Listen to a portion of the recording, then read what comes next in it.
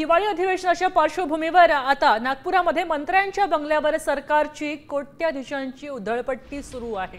विधानसभा अध्यक्ष राहुल नार्वेकरांच्या सरकारी बंगल्याच्या डागडुजीसाठी 1,04,00,000 रुपये खर्च केल्याची सूत्रांची माहिती मिळते। दरम्यान हिवाळी अधिवेशनाच्या पार्श्वभूमीवरच 100 कोटी रुपयांचा खर्चाचे प्रस्ताव असल्याचंही कळतंय।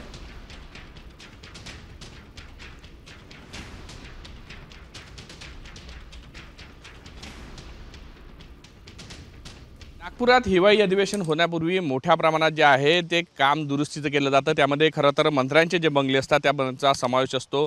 नागपुरातील रवी भवन परिसरामध्ये कॅबिनेट दर्जाचे मंत्री असतात, त्यांच्यासाठी खरं तर हे सगळे बंगले आणि आता हा जो 9 नंबरचा जो बंगला आहे तो विधानसभा अध्यक्षांसाठी तयार होत असल्याचं बोललं जात आहे। यासोबत इतरही बंगले आहे, म्हणजे विधान परिषदेचे सभापती असो किंवा इतर मंत्री महोदय असो, या सगळ्यांचे बंगल्यांचं सध्या देखभाल दुरुस्तीचं काम चालू आहे। हा 9 नंबरचा बंगला आहे, तो आता पाहू शकतो कशा पद्धतीने त्यातलं पूर्ण फर्निचर असो ते सगळं बाहेर काढण्यात आलं आहे। यासोबत अंदरून जो छत आहे पूर्णतः तोडफोड केली आहे आणि नव्या पद्धतीचं छत बनवलं जाणार आहे। त्यासाठी लोखंडी साहित्याचा वापर सुद्धा केला जाणार आहे। कोट्यावधी रुपयाचा खर्च केला जाणार असल्याची माहिती जी आहे ती समोर येते। या सूत्रांकडून सांगितलं जातं का विधानसभा अध्यक्षांसाठी यासोबतच आणखी काही मंत्री आहेत, त्यांनी आपापल्या बंगल्यांसाठी हे सगळे केलं आहे। वर्षातून एकदा होत असताना अशा बंगल्यांवर कोट्यावधी रुपयाचा खर्च केला जातो, त्यावर संताप जो आहे तो व्यक्त केला जात आहे। व्हिडिओ जर्नलिस्ट सौरभ बोलेसह पराग ढोबळे, साम टीव्ही न्यूज, नागपूर।